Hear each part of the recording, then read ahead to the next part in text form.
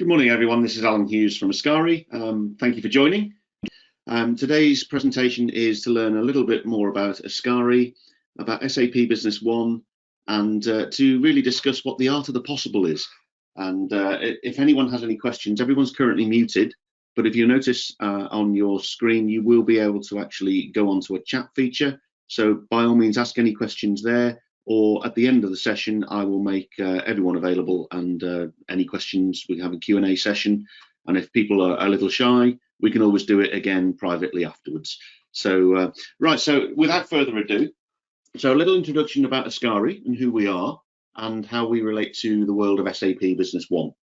So we've been established, as you can see, since 2013. We have always been focused on SAP Business One. And when we started the business, we started it with the mind of being a cloud-first organization.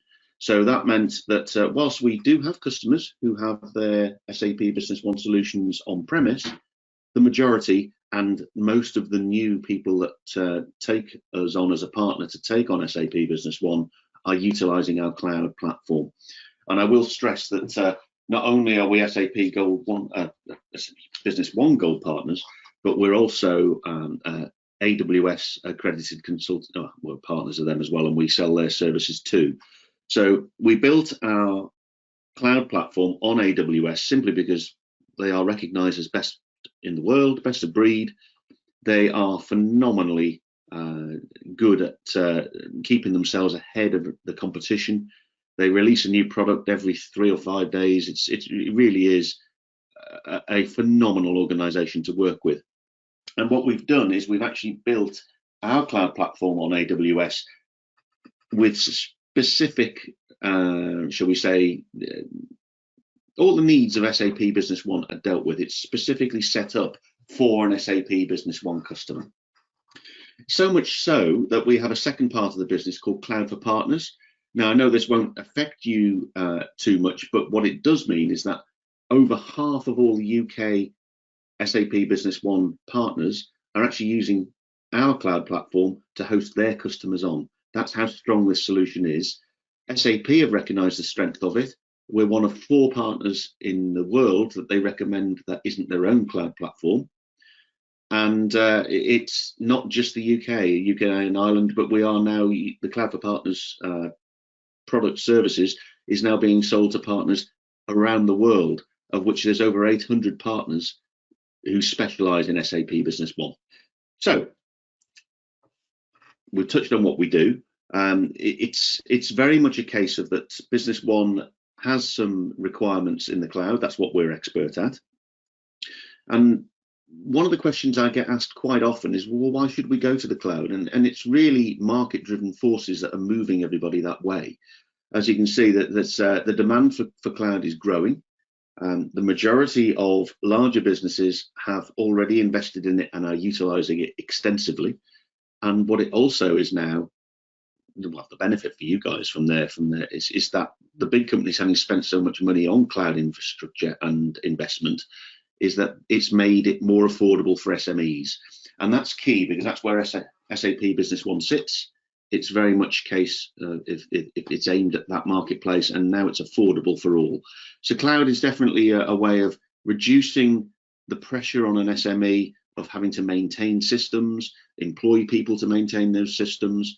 And quite honestly, you can't get the level of efficiency and redundancy that Amazon Web Services can provide over a locally installed server. One of the nice things about cloud as well is it's predictable and flexible on billing. The actual software licenses, whilst we still can sell SAP Business One on a perpetual basis, the traditional method of buying software licenses for all your users, the cloud allows you to actually just add more users as and when you need them, but it's entirely predictable. You know what the costs are, you know how much more extra a month you're paying. And typically we would sell a contract over 3 years, and you know what you're paying over those 3 years, so they're easy to budget for. And one of the things I'll explain today is that SAP Business One is actually available on 2 databases. Traditionally, it was always available on Microsoft SQL, which I'm sure most of you know, and are maybe already using solutions on that platform. What SAP did a number of years ago is they actually released a database called HANA, H-A-N-A, stands for High-End Analytics, and it was released initially for the bigger products that SAP produced, for the likes of Coca-Cola, that sort of type of company. And what they did is it's a Linux-based in-memory database. So instead of all the data being on a server, and every time you ask a question of your database, it spools hard drives and goes and searches for it, the idea is that all your data is in memory. Now, this slide that then relates to that, because what SAP have realized is that there's a competitive advantage to actually making it available for SMEs through SAP Business One. So that's been in place now for a number of years. So when you're actually buying a server for HANA, there is a calculator that calculates, right, this is where you are now, this is where you'll be next year, 2 years, 3 years, and it will actually allow you to, well, calculate how much gigabytes of memory you need to hold the amount of data you'll have over a 3-year period. On premise, on the left there, you'll see that even though the first year you may only need 64 gig, for example, or 128 gig, or whatever it's going to be of memory space on the hard drive, you notice that you have to buy a server that's got the capacity to cover yourself for the 3 years. So there's lots of wasted resource there and expense. With the cloud, you can grow over that period of time. So starting off with what you need now, to what you need next year, to what you need in 3 years. And that's the scalability that SAP Business One now has on our cloud platform. There is always a very compelling total cost of ownership. When you actually start looking at all the hidden costs that are on premise, cloud suddenly becomes a lot more affordable. People seem to look at cloud prices and go, oh, that's really expensive, I can get a server for this, forgetting all the downtime, forgetting all the expense of employing people to look after it, or an IT company to come and look after it. So when you put the actual genuine costs side by side, it's very compelling. And we've already touched on this. The scalability is absolutely, it can ramp up and down as much as you like, but it's incredibly flexible. And the way we actually set up our solutions on our cloud platform isn't just a single server. Historically, when an ERP system is installed in a business, it's typically installed on a server. And the more you do on it and the more users you put on it, the slower it gets until you're told you need to upgrade and buy a new server. With our platform, we have database servers for your database. We have a presentation server or servers for everybody to log into, and your applications are actually installed on a third type of server called application server. So that allows us, through the cloud monitoring service on Amazon, to actually work out where your peaks and troughs are. And if you are starting to get towards the top end on any of those servers, our team will tell you, and we can then plan accordingly what the best thing is to do. So that flexibility is really key.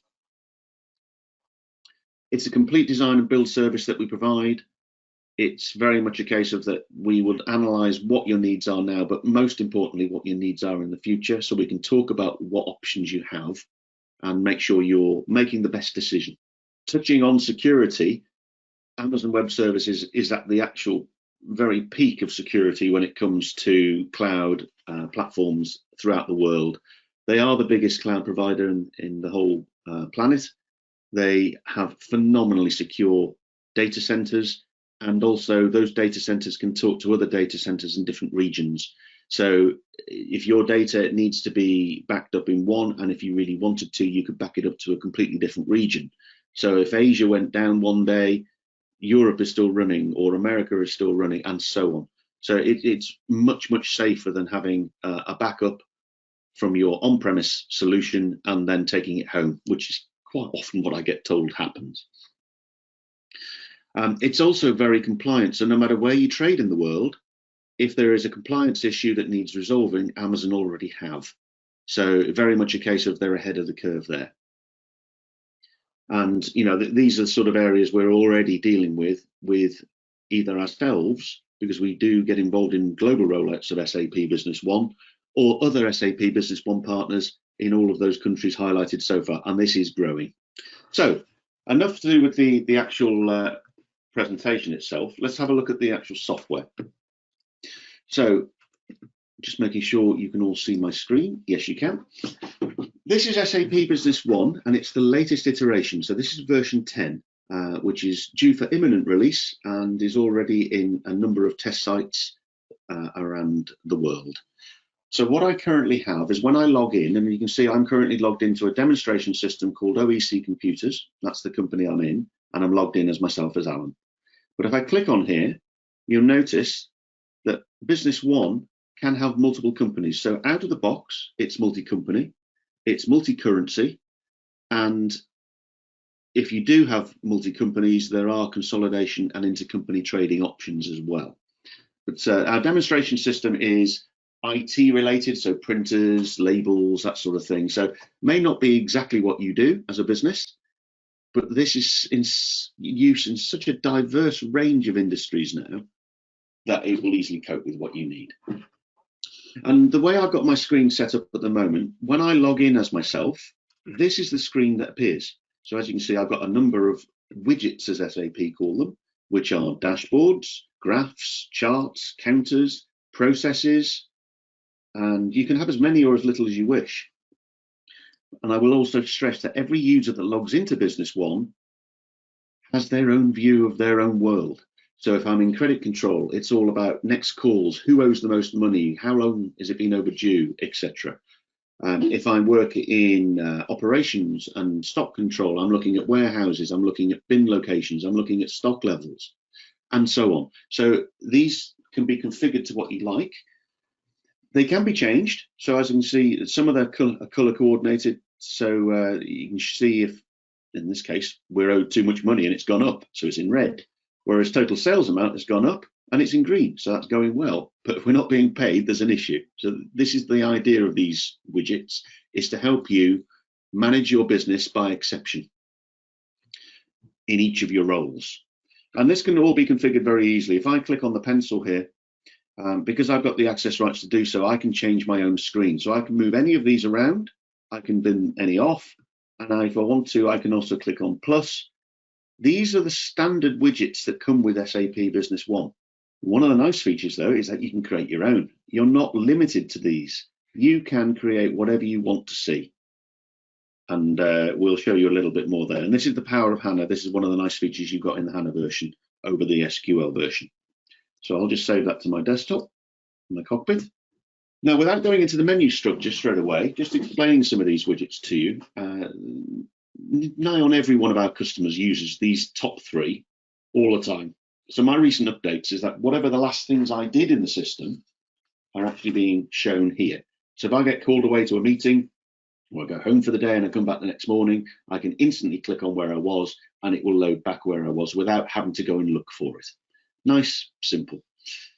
Common functions is exactly that. So these are items that I've taken from the hamburger here, which opens up your full menu. So instead of finding business partner master data and going into customers and suppliers and then business partner master data there, I can do it just by clicking on here. And up pops a business partner master data record. So more on that in a little while. But that's the thing with this common functions. I can put in here what's key to my job function and what I always use all the time. Within Business One, there is a full messaging and alerts system. So we can set up various alerts to come up or happen or messages when certain criteria are met. So if I was saying, right, well, let me know if a bank account changes, that would come up if I was in finance. Let me know if a certain stock level is reducing to a level that I want to manage. That could come to an operations person. So whatever you can think of that's in the system, we can create messages and alerts around it. And those alerts aren't just coming here to people who are logged into SAP Business One. We can send them as emails to other people, and we can also send them to people via their mobile phone, via text messaging, that sort of thing. So it's a lovely way of making sure that, again, if something goes wrong or something needs checking, it's sent to the right person to check it or approve it or whatever it's going to be immediately. So those are the top three. The rest are really designed around what you want to see. So as you can see, we've got some counters which highlight straight away visually. We've got an 11% growth in people not paying us. Our sales are going up, but it's actually 98% down on target. So, you know, these are the sort of things that are visual stimulus to a user. But we also have things like just little graphs to show who is doing well in that case. And most importantly, when people change systems, one of the key things I'm told is that, well, it's managing change within the business and actually ensuring that people make the most of what you've invested in. So straight away, if I'm in here, if I'm in the sales in here, I can click on sales quotation, sales order, I can create a delivery, I can create an invoice without having to go into the menu structure at all. So this is a great way of actually getting used to how the system works. And we'll go through that in a little while.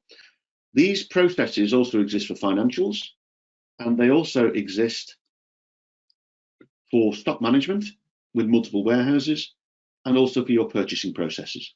So depending on how big you are and whether people have shared job roles, you might have people who do both sales and purchasing. You might have people that do all four of these things. Or you might have specific people in each department to do each of them. They would have their process on their screen. And it's a great way, as I say, of learning from day one. And it makes the uptake of the system much quicker. Now, we touched on HANA before being an in-memory database. Now, an example of that would be something like the executive search. So if I'm in here, if I go in here, and it's like a Google search engine for your database. So I'm not sure if this, because this is a new database, I'm not sure if Bill is still in here, but let me have a look. If I type in Bill and click search, it's got nothing now, so it's a new database. So, but if I type in the number 1, you'll see instantly it goes through the database and it's found every instance of the number 1 in the whole system. There we go. So straight away you can see the number 1 is in 86 times in analytic content. I don't know why it's refreshing itself, but it found it. There we are, it's come back again. The bin location, business partner. Now business partner in SAP just means customer, supplier or lead that can be converted to a customer. And in here straight away, if I go down to anything here, so employee master data, if I wanted to look at that particular employee, I click on there and it will come up with it. So there's a full drill down experience in Business One where people can start drilling throughout the whole system. And that's also encompassed in these golden arrows. So whenever you see golden arrows in SAP Business One, you can further drill down. So it's when we come to a quotation, and I'll take you through that in a little while, through to an invoice, you'll be able to see those drill downs in action. So that's the enterprise search, really powerful, really good. Imagine if you were talking to a customer on your phone and they said, well, invoice 1234, you could type it in there without having to go into the menu structure, going into invoicing and finding the invoice. It's very, very good at that. And it just gives a better perception of customer service to your customers when speaking to them. Within HANA as well, you do have other options as well. I currently have available to promise check and delivery schedule management switched off, but I do have cash flow forecasting and pervasive analytics switched on. So cash flow forecasting, because it's an in-memory database, you don't always have to do all of your cash flow forecasting in Excel anymore. And traditionally, most accounts departments will tell me, oh, well, nothing really works better than Excel. But this actually helps, but it still links and exports directly to Excel. We're never going to take Microsoft Excel out of an accounting area. But depending on what data you have in, and plainly I've got just demonstration data in here, you can set your different timeframes, you can set your different criteria. So when it comes to configuration, I can show my different ways I'm measuring things. I'm going to put in my different criteria. And what I can also do is click on certainty level. So in here, from a cash point of view, incoming payments, outgoing payments, and cash accounts are key. They're always going to be certainty level 1. They are going to affect my cash flow. Whereas down here in certainty level 7, I've got sales orders, purchase orders, return requests, and good return requests. But if I suddenly said sales orders is more important than that, I can move it into there, save that, and that will then update the data, assuming you had proper data in the background to do that. And then when you're happy with those figures and there's more golden arrows, you can drill down into them, you can export it to Excel. And I will say with Office 365 users, version 10 of SAP Business One is Office 365 compliant.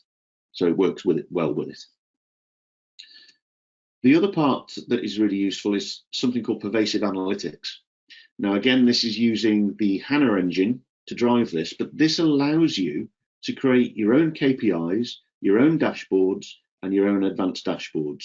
So when I started and explained the widgets that were on screen, this is where we as a business would be teaching you how to create your own. And it's very, very powerful and very easy to do. But I'll show you one that we've made earlier. So I'm going to go into a business partner master record. So this is, as I say, either a customer, a supplier, or a lead that can be converted to a customer. Now, the reason they're all bucketed together is to create that single bucket, so you can then use the system as a CRM tool as well. So if I just go into an existing one, so let's go to Maxi Tech. So you can see they've got various balances and everything. So we can see they're a British customer. They work in British pounds. There's the tax ID, the account balance, the deliveries, the orders, the open opportunities we have them. Because this is a true ERP solution, it's one bucket of information, one database, and everything works together. So if I quote for something to convert it to an order, that is affecting the ledgers. That then would affect stock as soon as you deliver it, and so on. So it's taking away the need to do all of these processes manually. So on this screen, as you can see, I've got a general tab. Now this is just what comes standard, but I will stress that you can add fields, delete fields, hide fields, make fields mandatory. You've got complete control over the configuration of the solution in every aspect of the system. So straight away, and on general on here, if I go to contact people, we can have multiple contact people in that organization. We can have multiple addresses, whether it be billed to or shipped to, depending on your style of business. We've got different payment terms and their bank details. We've got the payment run details. We've got the accounting, as in which ledgers it's linking to in the chart of accounts. Now, if you're dealing with salespeople, you may not want to see that. So I can right click on here and you'll notice there's, well, basically there's lots of options here, but we always sell this with a solution called Boyum B1 usability package, which allows us to even configure things that are standard in SAP and hide them, remove them, make them mandatory, the whole works. It's a no-brainer. It really does work really well with the solution. And it's written by Boyum, as I say, who are all ex-SAP employees. So they realized that there was a way of actually making this even better. And consistently through the whole system, there is a properties tab. So in this case, there's 64 properties of which you can create whatever you wish. Now that can be used for marketing or reporting, whatever you wish to do. And these remarks and attachments tabs are consistently used in every aspect of the system. So this is just a word processor, type what you like. And you also have attachments where you can actually put documents in there, whether it be PDF, a Word document, an Excel spreadsheet, an email. They can all be linked to the business partner. Conversely, when you're in a sales quotation or a sales order, you can put specific sales quote or order information into that, which is then linked again to the business partner. But the business partner is the top level for linking those documents. So that's the business partner. What you can also see is we also have the ability to you can also. So this is a nice feature in Business One in the fact that we can view related service calls, we can, or activities, or opportunities, or recurring transactions, and so on. We can also create an activity, or we can also view a customer 360. Now, this is an example of the pervasive analytics I showed you before. So if I click on customer 360, it shows you a completed one for this customer. So this is an idea of how you can make things, for your key customers, really powerful, and the fact that you're monitoring them much more easily. So for Maxi Tech, we've got the contact details. We can show the total sales amount, gross profit, whatever you want to put on this screen. Click on sales itself, and across comes more data. Order fulfillment, how good are we doing at that? And most importantly, how good are they at paying? Terrible. So they're not a great customer, even though they're buying lots. They're not paying you. So it's one of those ones to address. And the whole style of this customer 360 is just a pure example. This is really for you guys to work out what you want to see about all your customers, your suppliers, whatever you want it to be. So that's a business partner master data. It's exactly the same if you end up finding a supplier. Let's go through until we get to a supplier.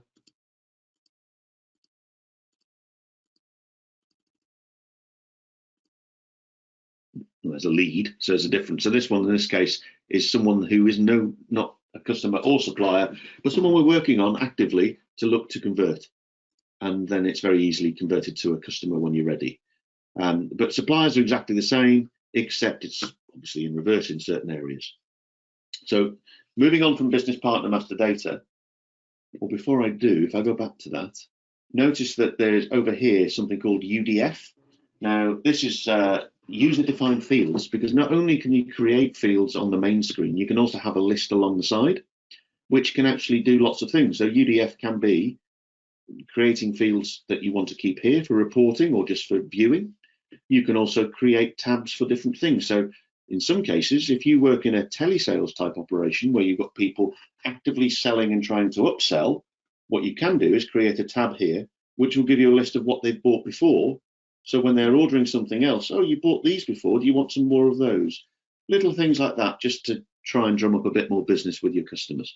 So from a point of view of stock control, you'll notice that item master data doesn't look massively different from your business partner master data, and that's deliberate. So it means that anyone trying to learn something new is picking it up really quickly.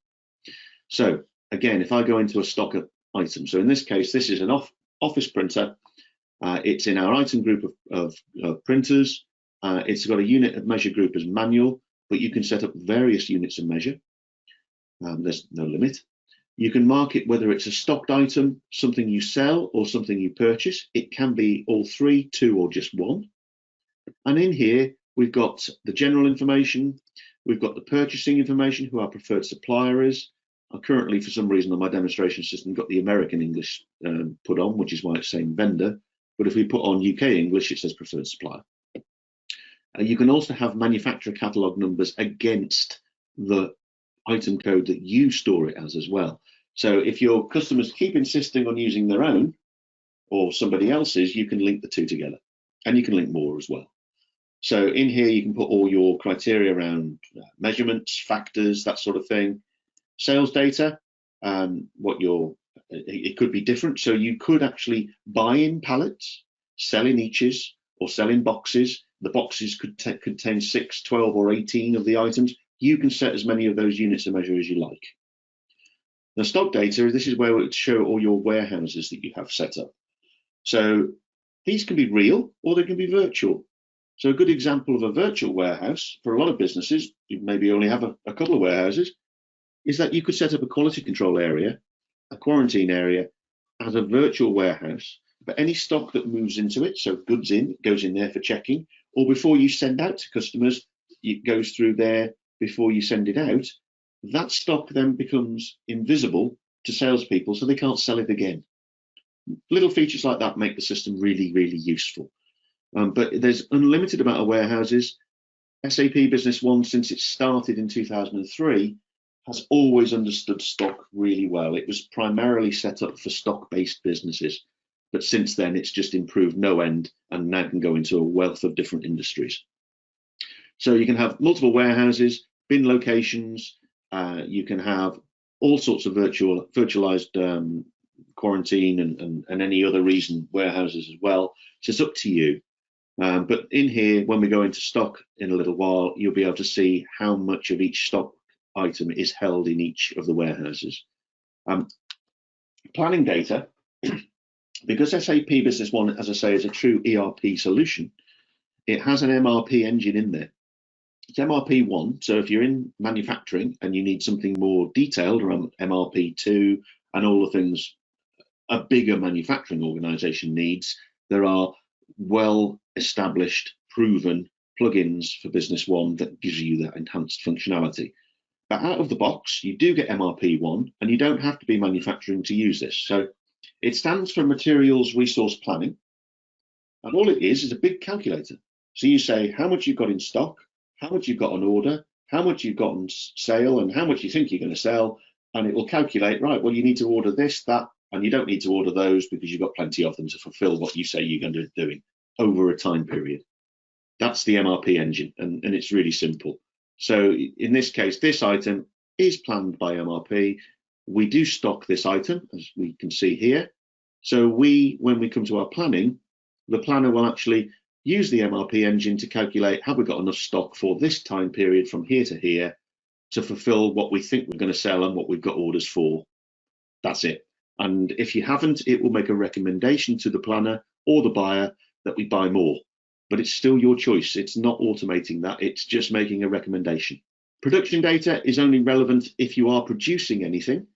But in here, you can either manually issue stock, or you can backflush. And all backflush means is that if you're making a box with 6 components in it, if you've made that box, the system will, if you're using backflushing, understand that you've made a box with 6 components and downgrade your stock level by those 6 components. That's all backflush means. Properties, as we've touched on before, are very similar to before. You can put in any item properties that you want to record against an actual item. And again, the remarks and the attachments for tabs up here are standard. So that's how an item master data record looks and feels as well. And the whole idea is to try and make things as simple as possible.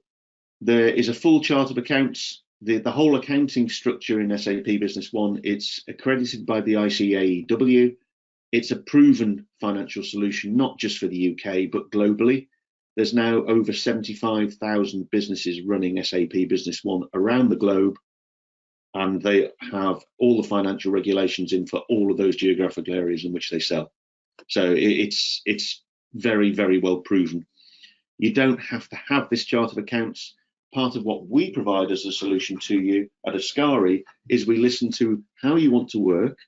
But quite often reviewing your chart of accounts when you're changing system is a great idea, because the way it's been set up before was how it was set up for your business at that time.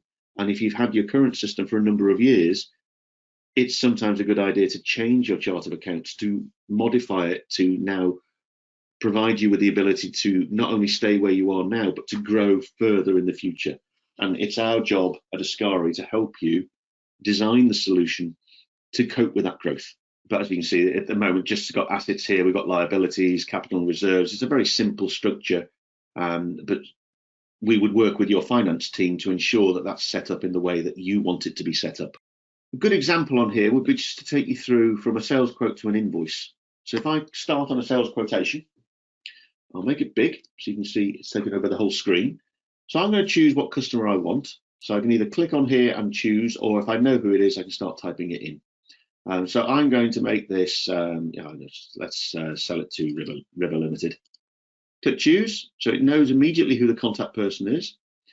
Now, it has the ability to put a customer reference number in, but we're already at quotation level now, so it's up to you whether you do or not, but you can put whatever they give to you there. It's already populated the posting date, valid date, depending on your rules. We've set it up to a month here, and the document date. And in here, we just go in and choose what items we want to sell. So again, there's recommendations. So if I make that a bit smaller and put recommendation up, this is what they bought before that I mentioned. So I can add any of these directly to the screen. So in it goes. But you can sell multiple versions.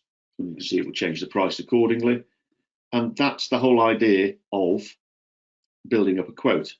So if that quote is all they wanted at this stage, I can put in whoever I want to be as the owner and that sort of thing, any comments, that sort of thing as well. Straight away, I click add. It's given me a green line at the bottom to say I've added that sales quote to the system. And I currently have set up on here, immediately when I've created a quote, to set up an activity for me to call them at a certain time and date to chase them for that order. What we also have is this copy to. Now, this is really, really, really useful. If I click on here, if they say, oh, I'm happy with that quote, just order it for me, I can then copy that to a sales order without having to type anything else further in at all. All the information's in there. It knows who it is. You notice the golden arrows are here, so I can drill into those details if I wish to. I can put in a delivery date. So if I say it's going to go out today, has shortcuts like T for today. And in here, down here as well, it's got a customer reference number already. But what a lot of our customers do is they actually make this field mandatory. So without having a customer reference, an order cannot be processed on the system.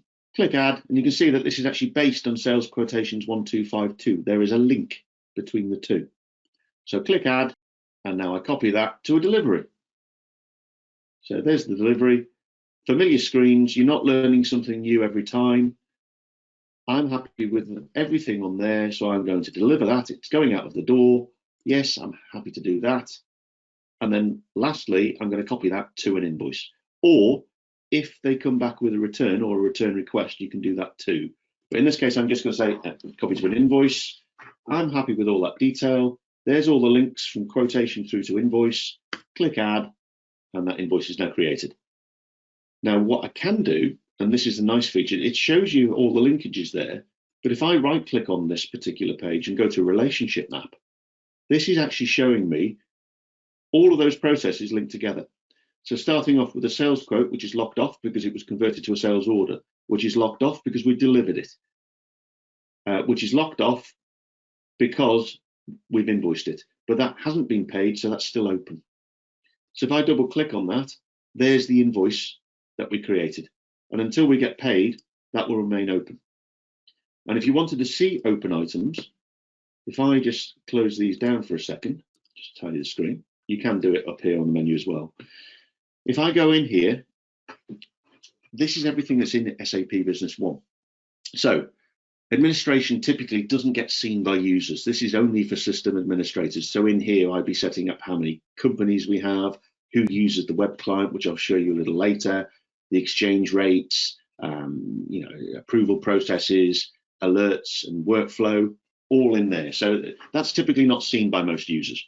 But if I'm looking for open items, if I type in open item, this is a great way of finding what you need depending on where you want to go.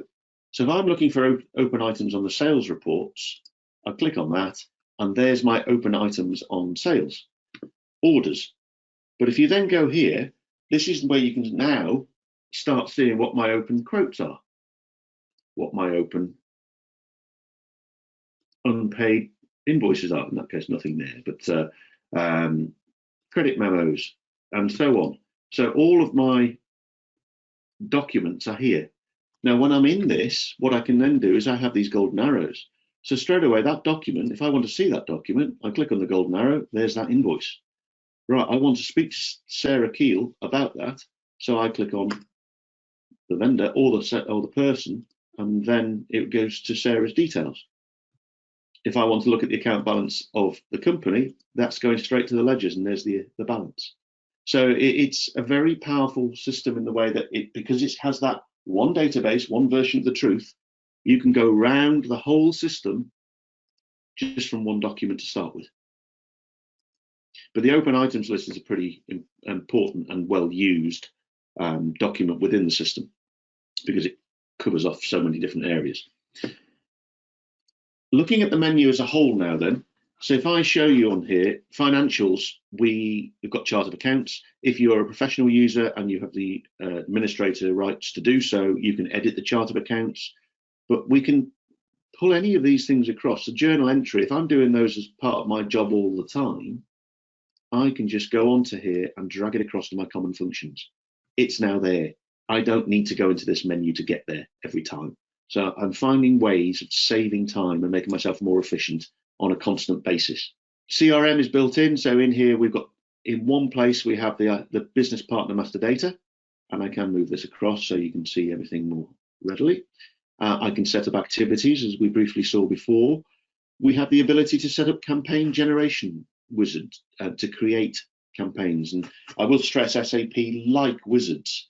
So if you're needing to build something, it typically has a wizard, which is just next, next, next, select what you want, next, select what you want, next, build. It's a really nice way of doing it without getting complicated. We can create opportunities against prospects or customers.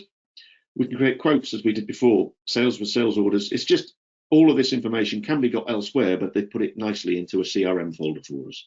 So opportunities is there, sales is there, but also we can do deliveries, returns. We can create invoices that go to the finance department. If you are a one-stop shop, you will be doing all of it. But if you do have separate departments, you can switch on and off what's available in each of these in the menu. Purchasing is exactly the same as sales, but in reverse. Both sales and purchasing have blanket agreements. All that means is that if you are dealing with a supplier, you might say, I'm going to buy 1,000 of these widgets off you this year, and we'll just call off that on that order. That's a blanket agreement. Likewise, if you're dealing with one of your customers, they could say they want to buy 1,000 widgets from you, and they're calling off on that order. That's a blanket agreement either way. And it does understand things like landed cost. It's a true global solution. It understands all of the things that you would expect it to, being SAP. Customers and suppliers we touched on before with the master data records for them. Banking, the system has all your banking details in there. There's a payment wizard, for example. You can also do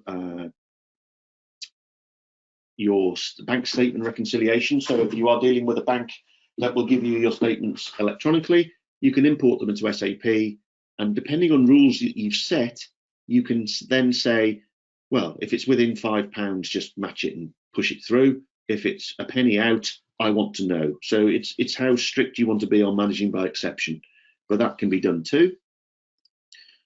Stock control, if we touched on item master data before, but if I go to that just to refresh you, that printer, this is where someone in operations would instantly see how much you have in stock, what's committed, what's ordered, what's available, what your costs are, and where, in what warehouse and bin location, if it's recorded. The only thing SAP Business One doesn't do out of the box around stock control is give you barcode scanning. You can set up barcodes, that's no issue. You can record them and keep them against stock item records as well. But we have a number of solutions, depending on the complexity and the power of what type of WMS warehouse management system you're looking for. We have solutions that plug directly in this, including referenceable customers. So if you do have a warehouse, you do have bins, you do want a barcode, you want to start using guns more throughout the warehouse with your various operatives in the warehouse, they don't need SAP licenses, they need gun licenses, and that's how it works. So you're not buying SAP licenses for someone who just goes and picks goods every day. It's a nice way of making sure you're paying the optimum level for the right type of solution for you. So item master data would give an overview of how much you've got in stock and what's committed. The availability to promise, if it was switched on, would then be able to say, right, well, I want to sell 50 of these. Have I got enough in my multiple warehouses? So instead of having to go in here, that would just tell me while I was on the phone with someone. So really powerful. So as I say, bin locations, you can have various price lists. You can have various discount groups. So you may have customers that work on certain price lists, and depending on what time of year, for example, or how much they purchased, we can then put them into different discounting groups if you work that way. There's a pick and pack module. So this helps with the warehouse in actually picking stock items. So typically this is someone who is running this and then telling people what to go and do and go and pick. If you have a WMS system, it can actually be told on the gun itself. So you're not actually having to produce paper for people to read and then go and pick the items. Resources is just that. So in here, you can put in your different resource data. So examples of that, just to take you through them, would be, in this case, a quality control officer. You can put their hourly costs in. You can put in machines. You can put whatever is a resource to you into your system. And that will then help when it comes to running costs on production. So in here, we've got bills of materials. We can create production orders. Again, there's a procurement confirmation wizard. So if you're being told to produce something, you need to buy something, it can help you there. You can receipt from production into stock.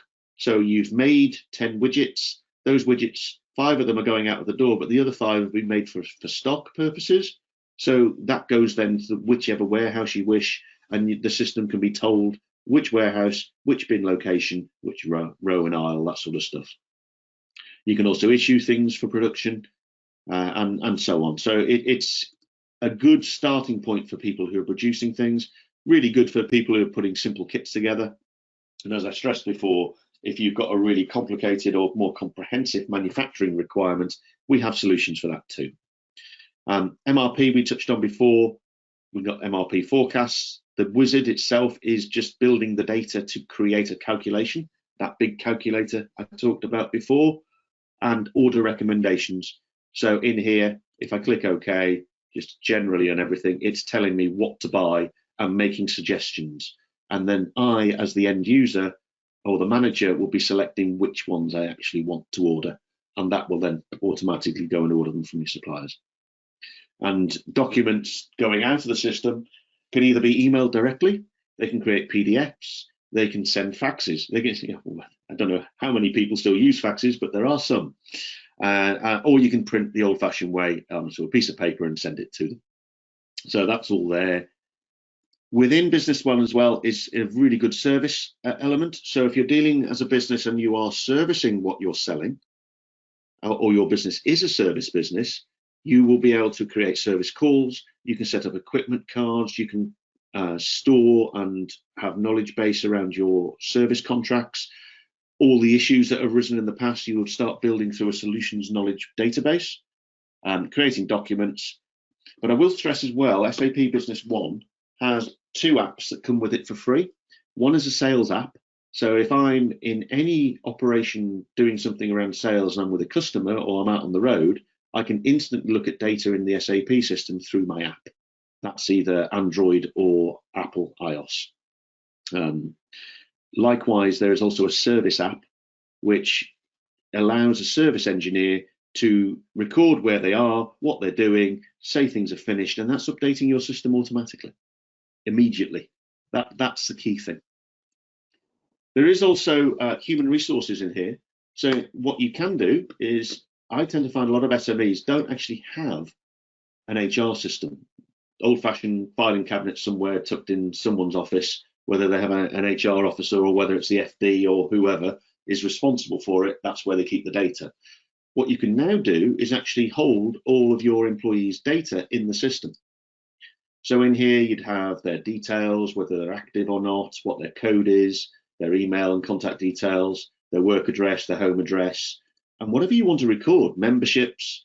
You can have start and end dates, termination dates, why. You can start building up this information. You can put in holidays. You can do all sorts of things in here. And there are add-ons that further enhance this as well into a more detailed HR solution. But it's keeping the data in one place. That's the key thing. So your reporting is always key and easily accessed. So personal information, passport details, so if they need to travel abroad and so on. Finance, what they earn, what the costs are, their bank details, and consistently remarks and attachments. Now that's great.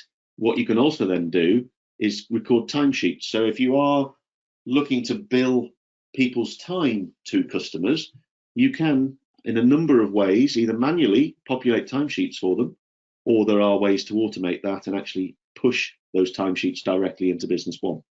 And there's obviously reports in there as well. And last but not least, there's projects. So projects within Business One, they can be external or internal projects. And what we find here, when we go into one, is that in this case, this is an external project for Maxitech. It started in 2016. It finished in 2016, but it's not really finished because it's showing only 5% complete. But in here, you'd have your different dates, your stages, your tasks, your descriptions, and so on. You can open up, instantly open issues, any attachments, any documents, any works orders, and any activities. We've got an overview. We also have a summary where you can actually start comparing costs against budgets and consistently remarks and attachments. Now, that's all well and good if you are a project-based business, but even if you're not, an internal project, if I find one for you, could be something like this. An office relocation project, or refitting a boardroom, or setting up a new computer system, anything at all. And you'd be able to then set up your various stages, your summary, and so on. So it's a way of just making sure you're keeping on top of your costs, you're keeping within budget, and you've got all your project reports on top of that as well. So that's the traditional look and feel of SAP Business One. as it always was when it was installed on a server, whether it's on premise or more modern day in the cloud. But the way this project is going, SAP have also now started developing a web client access to the solution. So this means I can go into an internet browser. I can choose the company I want to work on. I'll log on. My keyboard's gone to sleep, so there we are. And then put my password in and log in this way. Now, currently, if I make this full size for you, it's currently set up for sales type staff to deal with. So what they've done is give it a nice, clear, tile-based view of that salesperson's world. So they can look at quotes, they can create orders, they can look at deliveries, invoices, they can look at sales analysis, they can go into the business partner master records here. They're not having to log in and use the traditional method. So here we have all of the same companies that we looked at before and the contact information. Click on any one of them, up comes parameter technology, and there's their information. So additional data, we've got their contact details, addresses, payment terms, accounting, it's all in one place.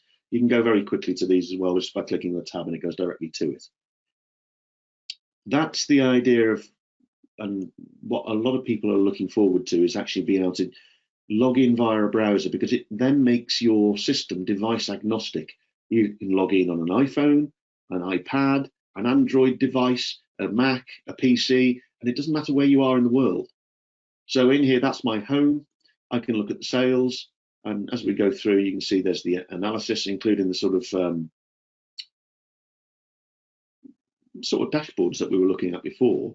There's also things like links. So if I click on roadmap, it's gated, but it will log myself in. Straight away, it comes up with the roadmap of SAP Business One.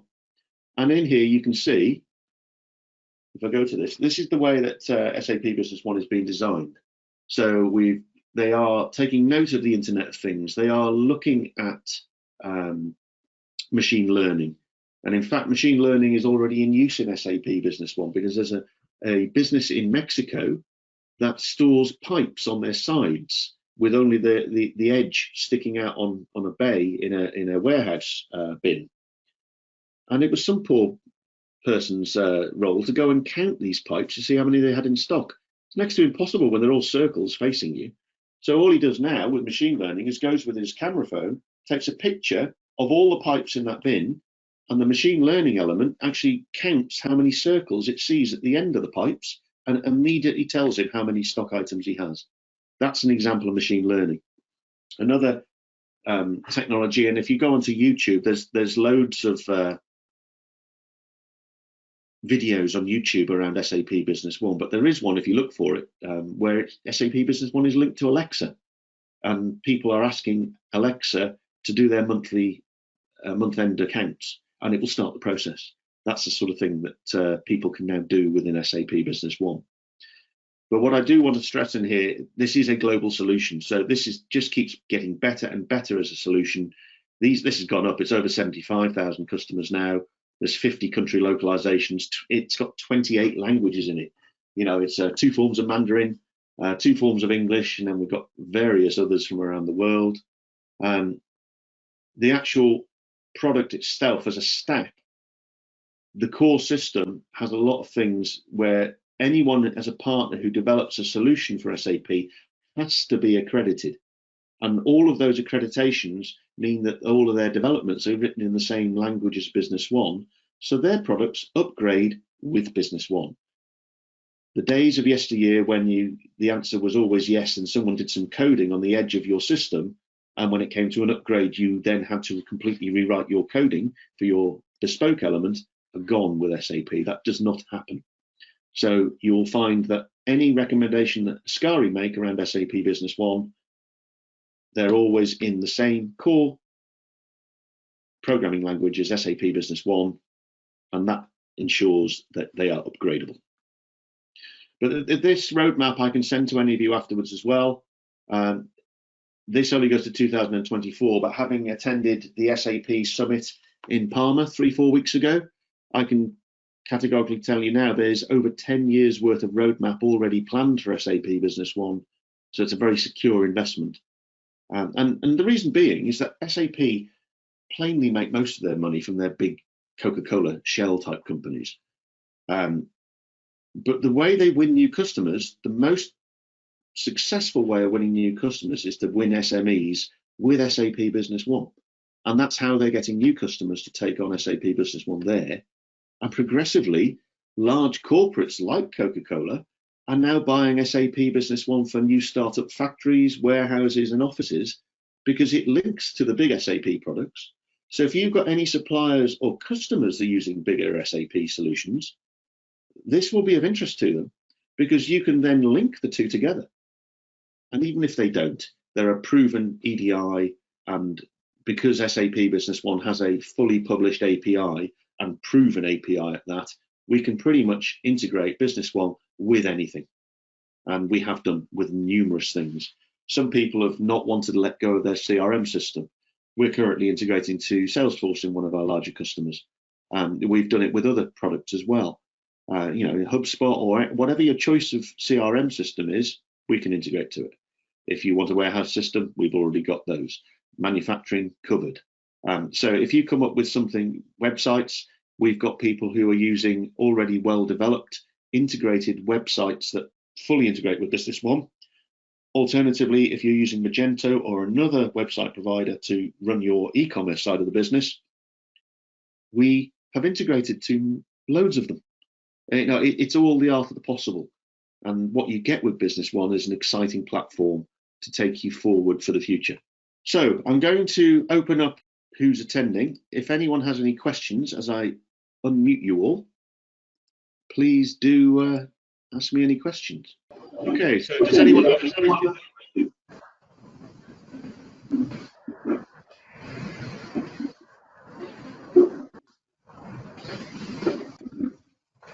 Would anyone like us to send the roadmap or any other documents? We can always get in touch afterwards. It's I tend to find on these things is that when we've got different people from different companies, not everyone is comfortable opening up with any particular question. So if no one has any questions at this stage, what I'll do is wrap up the meeting. Thank you all for attending. I hope it's been informative. And if there's any questions or anything that comes out at the end where you want a demonstration in more detail, we can bring one of our SAP accredited consultants, and we can actually go into a deep dive into the system and actually start showing and highlighting wins for your business. Thanks again. I'll close the meeting, and I hope to speak to you soon. Bye-bye.